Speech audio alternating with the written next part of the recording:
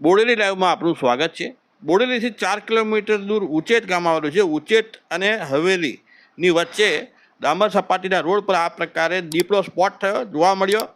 મળસ કે 3 વાગે એક કાર ચાલક છે ત્યાંથી નીકળતો તે દરમિયાનમાં દીપડો રસ્તાની વચ્ચોવચ્ચ આ પ્રકારે લટાર મારતો હોવાથી તેઓ ત્યાં થંભી ગયા હતા।